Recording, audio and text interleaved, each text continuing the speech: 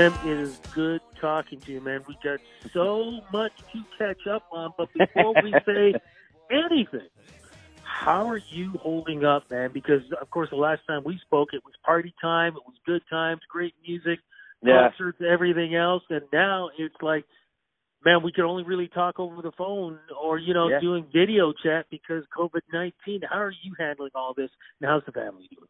Yeah, I mean, I think overall it's been okay. But, I mean, I'm the same as everybody. I mean, there's peaks and valleys. I mean, there's peaks and valleys in the entertainment business, period. And then when you add a pandemic in there, it gets a little bit more difficult to manage.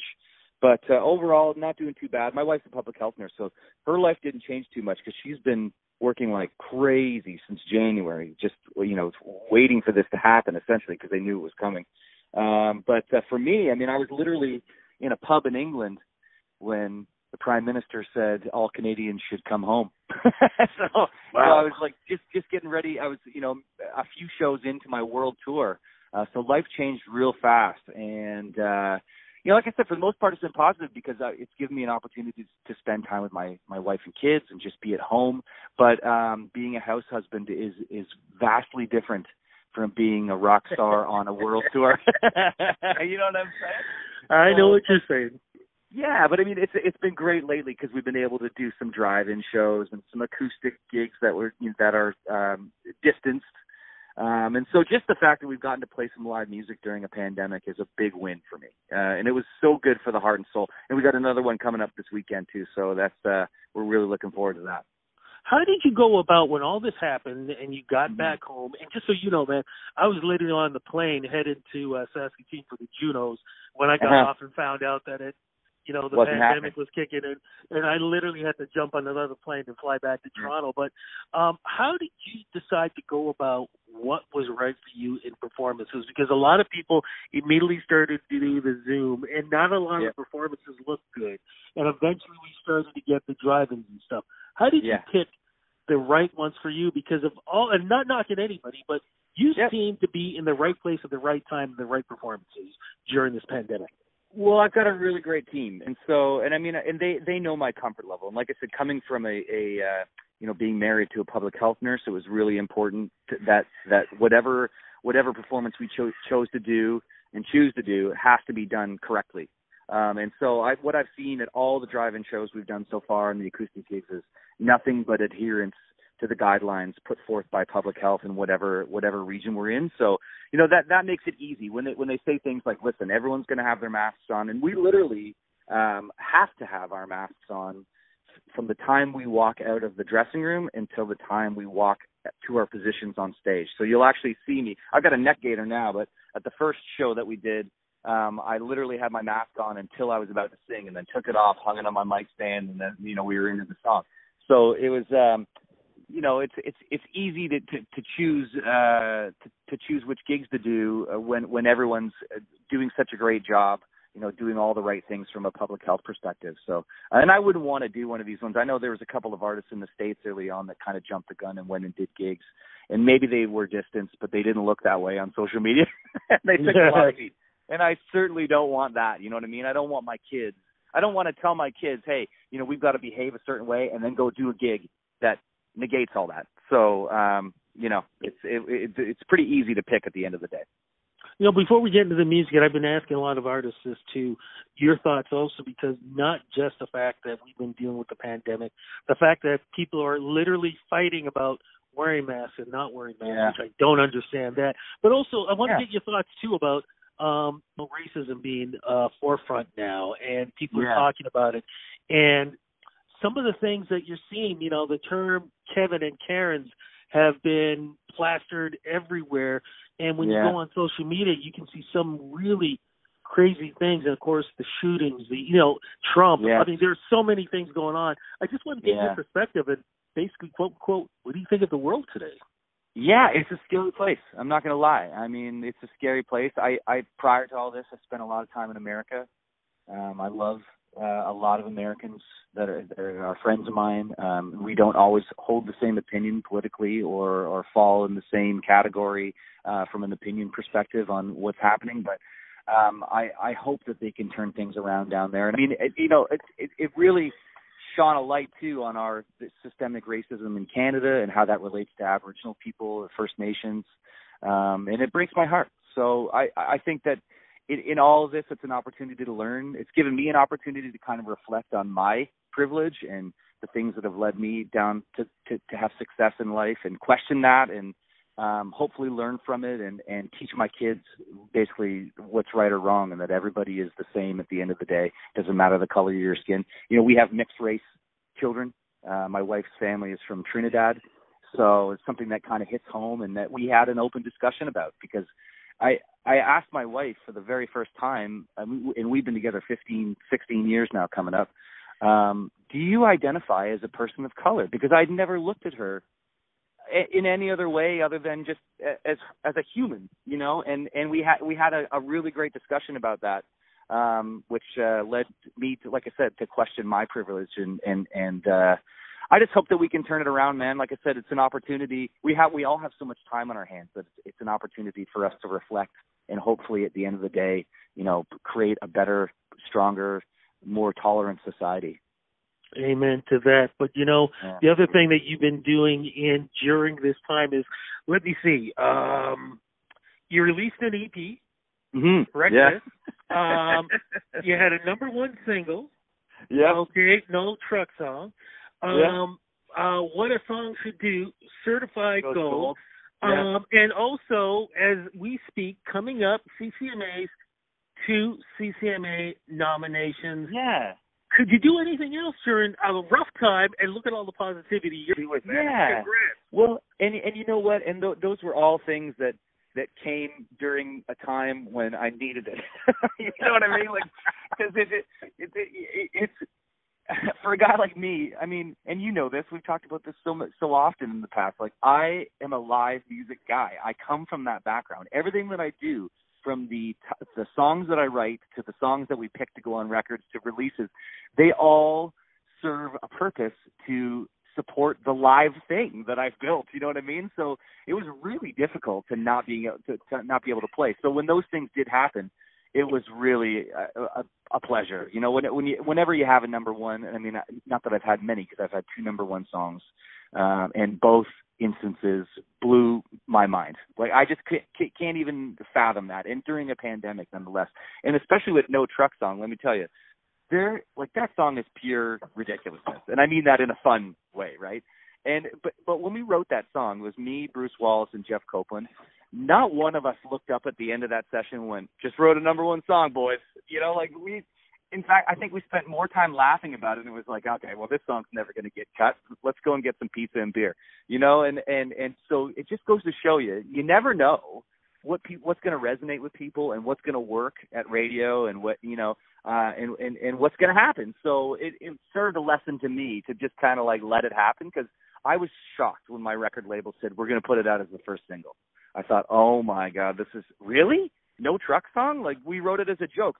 But in hindsight, it's like, we also wrote Stronger Beer as a joke, and that one has done very well for me, you know what I mean? And in fact, I would say it's the song that everyone waits for in the night. So it was actually kind of nice to have a song that just happened so naturally, that I wrote with my friends, do so well during a pandemic. So, and that's one of the ones that we look forward to playing this weekend and at the drive-in shows, because it was so weird to have a song hit #1 without having performed it in public. This ain't no truck song. This ain't no fishtailing down a dirt road song. 'Cause you ain't with me sitting pretty riding shotgun. No girl, you're long gone. This ain't no truck song. I'm not baby. The whole EP, like Wreck This, is a summer-driven EP. Yeah. So, but I think here's so. here's where the tough part comes in.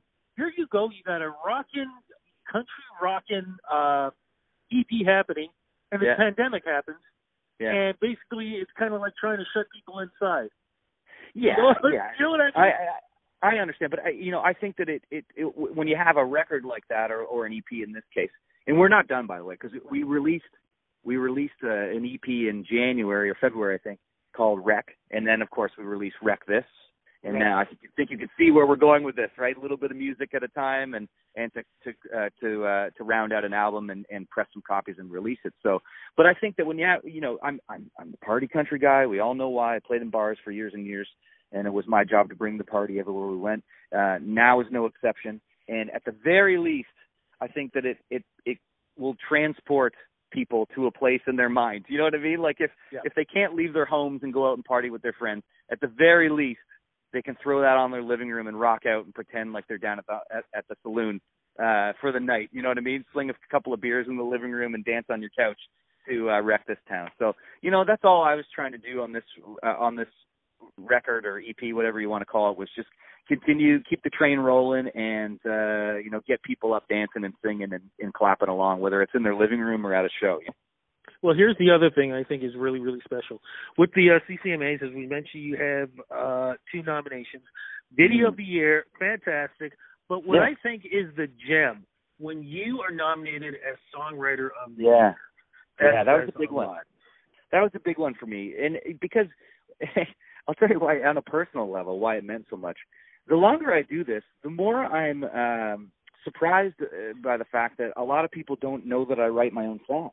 And I think that's inherent in the genre of country, because there's an army of songwriters that go to work every day in Nashville and elsewhere, to write songs for the singers. So I think that people, they don't always realize who's writing these songs. And in my case, people would ask me all the time, who wrote What a Song Should Do? Like, well, I did. You know what I mean? Oh, I didn't realize you wrote that, So to be included in that echelon of nominated songwriters of the year at the CCMA was really an honor, and it is really an honor. And to me, that's the win. Like I say every year, when nominations come around, like just to be recognized by your peers is really special, and that's the win to me. Now, are you going to be involved with the CCMAs, not just as nominee? Is there going to be any kind of performance? Because I'm still finding out exactly what this whole thing is going to be, because, of course, they're going to have a different look also when the awards happen. Absolutely. And who knows? I mean, I'll be watching it the same as everyone else and just seeing what happens. But, yes, I did a songwriters round, as they would call them down south. Who was on that? Jade Eagleson was on it, Jessica Mitchell, myself, and Jason McCloy. And they filmed us doing a round a few weeks back. So I'm sure that will be included somewhere. I don't know that it's going to be on the show per se. Which is fine, because I performed on the show every year since 2013. So it's okay to let some other people have the spotlight for a minute and spread that around. So hopefully, with a full record coming out and all that stuff, we'll be included again next year, and hopefully we'll be in person. When is the full album coming out? Oh, Rudy Blair, it must be exclusive. You know what? If I'm telling you the truth, I really don't know. I know that we pushed it back a little bit just because there's really nothing going on in the world, right? So I'm hoping early 2021 we're going to have the whole record ready to go. And I don't know what that's going to look like because releasing 3 songs at a time or little bits at a time, what it does is it allows me to stay creative. So, for instance, I'm going to do some writing this week, and if I write something that's really great that I can get my team excited for, we can cut it and put it on the record. So that's what's kind of exciting about not committing to, say, 12 songs at the beginning of a 2-year period. So, which, to be honest, took me a while to wrap my head around, because I am an old school guy. I like vinyl. I like records. Same here. I like bodies of work. In fact, I like working with the same producer for a whole album, which, in this day and age is unusual. Most of the time it's like whoever did the track, that's who's the producer on that song. And you might have 6 or 7 producers on a record. I don't like doing it like that. I like, working with one guy and really making a body of work. So, but the creative freedom that you're afforded when you do it this way kind of negates all that, and I think it's kind of worth checking it out. So I'm excited about it, and so you never know what's going to end up on the full record. By the way, before I kick myself, congratulations again, the CMAOs. How many do you have with that? I don't know. I don't know offhand. It's 4 or 5 of them. Yeah, 4, I think. 4. You have 4. Yeah, the CMAOs, they're such lovely people, and I love the CMAO, and I'll tell you why, because it's really geared towards up-and-comers. At least that's how I feel about it. And I love I that agree. about it because it shines a light on everybody and on country music in Ontario, which is unique from country music in Saskatchewan and which is unique from country music in Alberta. So, you know, I think each province having their own kind of award system or show system in the sense that it gives all the up-and-comers a chance to be a part of that and to just, you know, have conversations with guys like me that have been doing it for a long time now. You can have a conversation about what's it like with being on the road with a family, or what's it like, you know, how do you handle the peaks of it and the valleys of it, and you know, things that, like, questions that I asked guys and girls when I was up and coming. So it's a really special thing. So I'm looking forward to that, and they're doing their show drive-in style too, October 4th. That's crazy. You know, I cannot wait to see how this is going to turn out. I'm not actually going to physically be there, but I'm looking forward to it because I'm also thinking to myself, man, please don't have a freak snowstorm or rainstorm happen. You know, it's like Canadian weather. You never know. Oh, you just don't know. I know. So you got all this stuff going on. You still have shows. What shows are going to be coming up to you? Yeah, so we're playing a drive-in show in Peterborough, Ontario on September 19th. That's going to be a lot of fun. They just announced 2 distance acoustic shows in Huntsville, Ontario, October 2nd and 3rd. And then, of course, drive-in show, CMAO, October 4th. So, and what I'm finding is that all of these shows, they tend to happen very quickly. So, for instance, you know, you're booked on the Tuesday and they're announcing it on Thursday kind of thing, and you're doing the gig the following week or the week after. So you never know what's going to come. You know, I think that, you know, as long as the weather stays good, more shows are going to get added for everybody all over. So should be kind of neat to see. Yeah, I agree with you because I think we're trying to cram it all in before the snow starts to kick in, and as we try to figure out how to get around all this pandemic stuff too. Before we go, 2 more things. Number 1, social media. Where do we go to follow you? Yeah, I love Twitter. I love Instagram, Facebook. So if you just, you know, run a search for Tim Hicks, find the verified account. Because there's just all those fakers out there. Oh, too, I should mention too, we're playing Hamilton. I forgot about that one. Hamilton Supercrawl. So that's coming up too. That's all on the website. So if you're in the Hamilton area, super exclusive, outdoor acoustic gig, distanced, so very safe. Me and Jessica Mitchell. Going to be a great time. Love it. And I'm going to tell people too, definitely follow you on Twitter, because I think Twitter is where I get probably the best information on you and everything that's going on with number 1 shows, everything else. So follow Tim Hicks on Twitter. At Tim Hicks Music on Twitter. Beautiful. And the last question is, because like I said, we've had such a rough time, but I don't know, man, you either got like angels on your shoulders, because somehow you've been getting like such great positivity throughout all this. What advice can you give the rest of us that are just still trying to grasp and just trying to keep going and just hopefully get past all this and come out stronger? Well, I think for one thing, you need to give yourself a pass. Like, everyone gets a pass this year. This is hard. I saw we were coming home from we just did 2 shows in Burnstown, Ontario on the weekend, and we were driving through Belleville, and there was a giant billboard that said, "This is hard, you're doing great." You know, and I thought, what a wonderful message to put on a billboard. And isn't that, like, that is so typically Canadian, you know what I mean? To rally around one another and to want to help one another. So I think that, you know, you got to remember that this is difficult and this is unprecedented. And, you know, if your mental health isn't great, reach out if you can. Have your friends check in on you. But at the very least, wash your hands, wear a mask, and try and get outdoors as best you can. I think the sunshine will do everybody a little bit of good. And just stay in touch with your friends and loved ones. There you go. Amen to that, brother. Great talking to you. All the best for whatever happens at the awards, shows, everything else. And please, man, be safe. Keep your family safe, too.